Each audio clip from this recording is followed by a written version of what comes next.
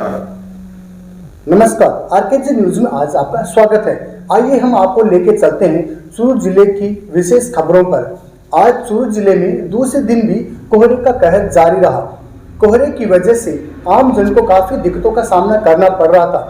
तेज सर्द हवाओं के चलते आज आम आदमियों को हालात को तापते देखा। इसी के दौरान यातायात साधनों को भी काफी समस्याओं का सामना करना पड़ा। चूरू में आज दिन की शुरुआत कोहरे और बर्फीली हवाओं के साथ हुई। उत्तरी बर्फीली हवाओं के बीच सूरज कोहरे में ही लिपटा रहा, जिससे आम जनजीवन अस्त व्यस्त रहा। सुबह घना कोहरा छाया रहा, पेड़ों की पत्तियों पर ओस की बूंदें जमी नजर आई।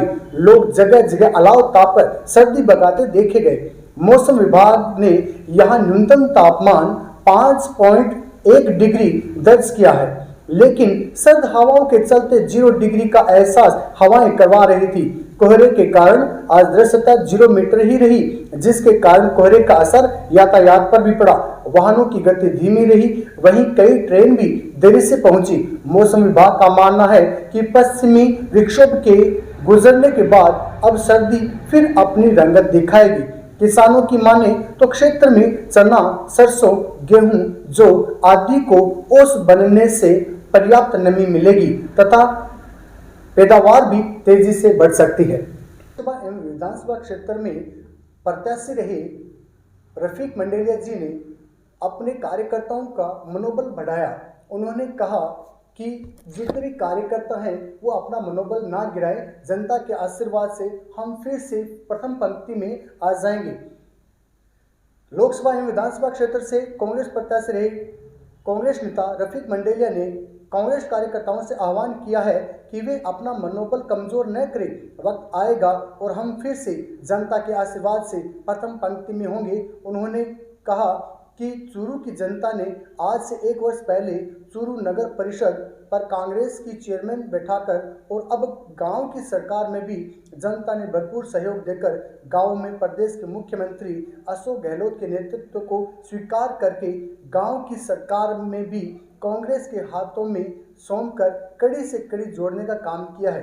कांग्रेस नेता रफीक मंडेलिया गुरुवार को ब्लॉक कांग्रेस कार्यालय में शहर एवं देहात से आए बड़ी संख्या में उपस्थित कांग्रेस कार्यकर्ताओं को संबोधित कर रहे थे। जन्म से कांग्रेसी नहीं थे, वो भारतीय जनता पार्टी के दलाल थे और कभी भी उन्होंने कांग्रेस पार्टी के उम्मीदवार के लिए भला काम नहीं किया है। ये मैं बताना चाहता हूं। वो रिकॉर्ड बोलता है।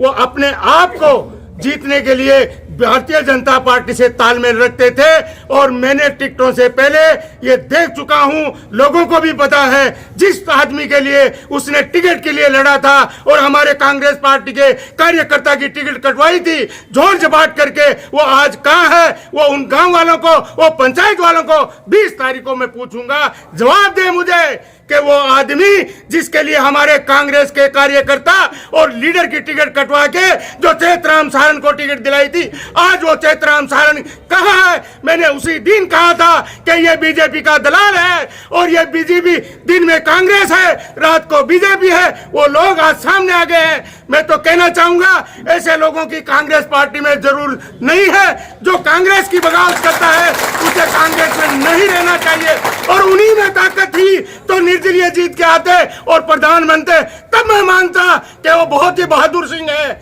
अरे जाने दो भैया, कांग्रेस के नाम से जीत गए और आज जाके प्रधान बन गए। प्रधान बनने से कुछ नहीं होता। जो इज्जत कांग्रेस में थी वो कांग्रेस की इज्जत उन्होंने गंवाई है, वो इज्जत उनको दोबारा नहीं मिल सकती। यही कहना चाहता हूँ। भाजपा जिला कार्यालय में आज एक प्रेस कॉन्फ्रेंस रखी गई, जिसमें मोदी सरकार द्वारा लाए गए किसान हितैषी जो बिल है उसको अच्छे तरीके से लोगों को समझाया गया। इस अवसर पर सर्वप्रथम जिला अध्यक्ष पंकज गुप्ता ने प्रस्तावना प्रस्तुत करते हुए कहा कि यह बिल किसान हितैषी है।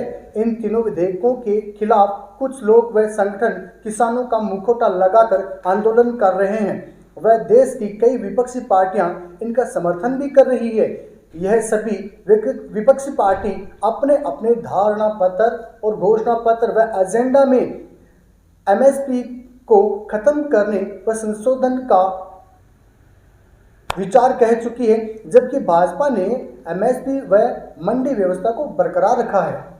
हमने प्रेस कॉन्फ्रेंस में बताया कि तीनों अधिनियमों में ऐसा कोई भी एक वाक्य नहीं है जिससे किसान का कोई अहित होता हो।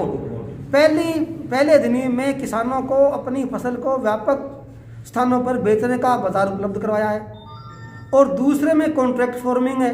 कोई भी किसान किसी से समझौता करके अपनी अच्छी खेती कर सकता है, गुणवत्ता वाली खेती कर सकता है, जिससे उसको मूल्य अधिक मिले। और तीसरे में आवश्यक वस्तु अधिनियम में संशोधन किया है। कुछ चीज़ें ऐसी हैं, कुछ अनाज ऐसे हैं जिनका उत्पादन बड़ी मात्रा में होता है, तो किसान अपने खेत में भी स्टॉक कर सकता है ताकि वो समय पर मूल्य बढ़ने पर बेच सके। ये तीनों अधिनियमों का सार है, इसमें किसान विरोधी कुछ भी नहीं है। इस अवसर पर एससी मोर्चा प्रदेशाध्यक्ष कैलाश मेघवाल ने कहा कि यह कृषि अधिनियम बिल क्रांतिकारी है, इससे किसान की आमदनी बढ़ेगी। उन्होंने कांग्रेस पर किसान विरोधी होने का आरोप लगाते हुए कहा कि कांग्रेस पार्टी किसानों के कंधे पर बंदूक रखकर देश में अस्थिरता फैला रही है। उन्होंने कहा यह कृषि बिल वोट के लिए नहीं है, बल्कि किसान के कल्याण के लिए है। आज बिदासर ग्राम पंचायत के करेजड़ा गांव में एक बस संतुलन खोकर एक दुकान में जा घुसी। इसके दौरान दुकान का काफ़ी नुकसान भी हुआ। बिदासर तहसील की ग्राम पंचायत गेडाब के गांव करेजड़ा में जो एक बस थी वो अचानक से दुकान के अंदर घुस चुकी थी। जानकारी के अनुसार लालगढ़ से हरिद्वार जाने वाली बस का संतुलन बिगड़ने से करेड़ा गांव में सड़क के किनारे एक दुकान में जा घुसी, जिससे दुकान पूरी तरह से क्षतिग्रस्त हो गई। जानकारी के अनुसार जोधियासी से हरिद्वार जाने वाली बस आज सुबह हरिद्वार से वापस लालगढ़ की तरफ आ रही थी। जैसे ही बस करेजड़ा पहुंची, उस वक्त सड़क के किनारे एक दुकान की टक्कर मार दी। टक्कर इतनी ज़बरदस्त थी कि दुकान के लिए बना मकान पूरी तरह से क्षतिग्रस्त हो गया और बस के भी काफ़ी नुकसान। गनीमत रही कि दुकान में कोई आदमी नहीं था, वरना एक बड़ा हादसा हो सकता था।